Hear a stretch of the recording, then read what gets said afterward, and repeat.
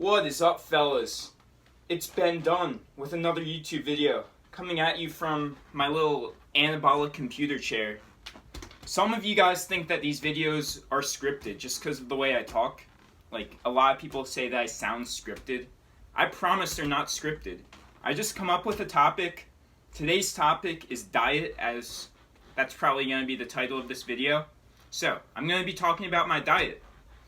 It's pretty basic. 3,000 calories, 5 meals per day. I try to hit around like 200 to 225 grams of protein. Like, honestly, I just eat protein with every meal, and it's usually around like the low 200s. And I don't need that much protein. Like, maybe I do. But it's also good to have more protein than you need for like satiety purposes. Protein is definitely the most satiating macronutrient. And it also has the highest thermic effect of food, which that's pretty much like the amount of calories that your body expends in order to break down the food. So protein has a higher thermic effect, meaning it burns more calories to digest protein as opposed to carbs and fats. Okay, so this morning I weighed in at 177 pounds. So that would mean that I need approximately 177 grams of protein. But it's not simple like that. It's not always 1 gram per pound body weight. You might want more, you might want less. It depends on your goals. I'm not really bulking. I'm definitely not cutting. I'd consider it recomping. So I'm just 3,000 calories. That's like a maintenance for me. So it's enough where like I feel full and I feel like I have energy. But I'm not like forcing myself to eat more. Like if I wanted to really gain weight, then I'd be eating like 3,500 to 4,000 calories. But like I've gained 7 pounds since the gyms reopened, and that's in like a 3-week span. So I mean that's pretty rapid gain, but you also have to factor in that I lost some muscle over the quarantine, and there are some foreign substances in my body too. Not that like makes that much of a difference, but I digress. So, back to my diet. 3,000 calories per day, 200 to 225 grams of protein, 5 times per day. I space that about like approximately every 4 hours. So, I have work in the morning at my shifts start at either 6 a.m. or 7 a.m. So, the second I wake up at like 5:30 to 6-ish, and as soon as I wake up, I drink half a liter of water, take my supplements, then I have a meal right away. My breakfast is usually pretty low in carbs because I don't need that many carbs in the morning. Like this morning for breakfast, I had a can of tuna with hot sauce and a cup and a half of oatmeal with peanut butter, which was like 500 calories and like 40 grams of carbs. So, yeah, a decently low carb breakfast just because like you don't need that many carbs in the morning. You're not really doing much. I like to allocate most of my carbs around my workout. So in my pre-workout and post-workout meal, that's where I'll have like 80 to 100 grams of carbs. Like I just ate my post-workout meal. It was in this big container. I eat most of my meals out of Tupperware just because they're that big. It was a package of Uncle Ben's Spanish rice. Rest in peace, Uncle Ben. I'm an uncle, so I'm Uncle Ben. But I'm pretty sure that they're discontinuing Uncle Ben as like, what do you call it? Like the spokesman. Except he's not a real person. What do you call it? He's like the label for the rice package. Because Black Lives Matter stuff, I will not delve into that. We're gonna stay unpolitical on this channel. The only politics we talk about is, I don't know, the lifting politics, the gym etiquette politics. So yeah, what was I talking about? Okay, so yeah, so I had a package of Uncle Ben's Spanish rice with chicken. So yeah, chicken and rice, pretty basic bodybuilder type of meal, but I like chicken and rice. But you don't have, if chicken and rice isn't your thing, don't feel forced to eat chicken and rice. Chicken and rice isn't like some special meal.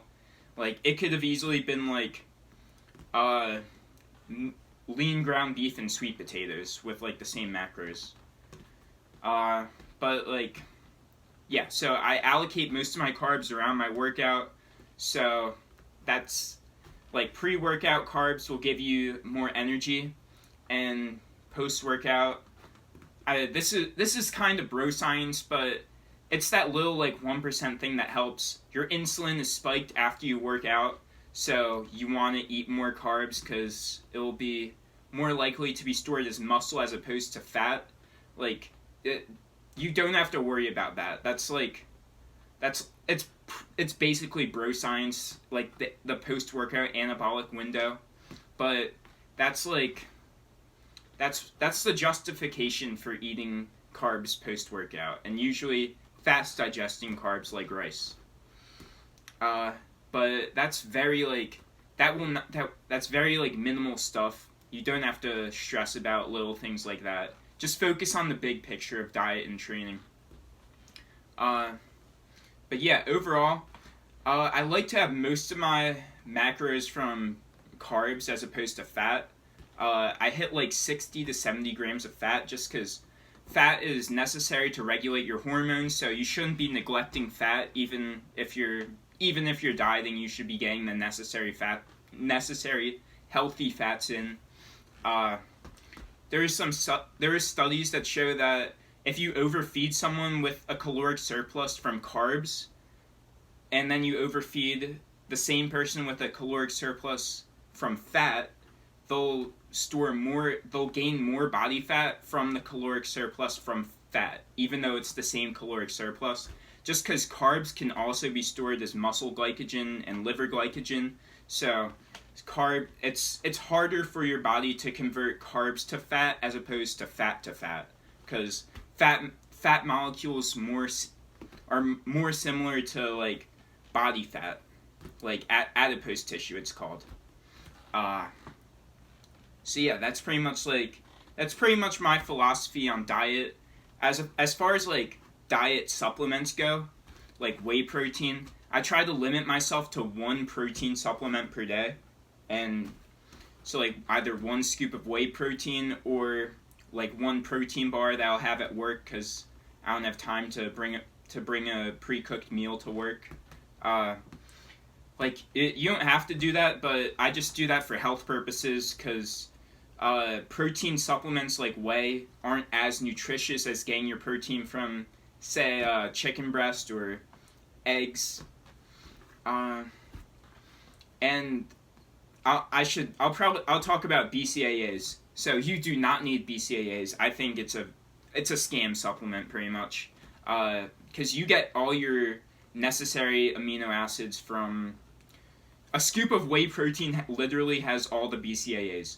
All that BCAAs or branched chain amino acids are, they're just like the constituents of protein. So when you eat protein, your body digests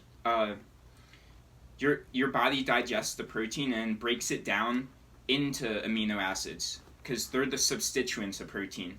So there's really no point. The only argument for BCAAs is if you're deep into a diet and your body might be using protein for energy, and this will help you retain more muscle mass supposedly, but I would not worry about BCAAs. Don't waste your money on them. Just focus on diet and nutrition over the supplements. So that's my 2 cents on the matter. I'll end this video with trying to do the handstand in my chair, because that's how I ended the last 2 videos. It's kind of my thing. I don't think I'll ever be able to do it, but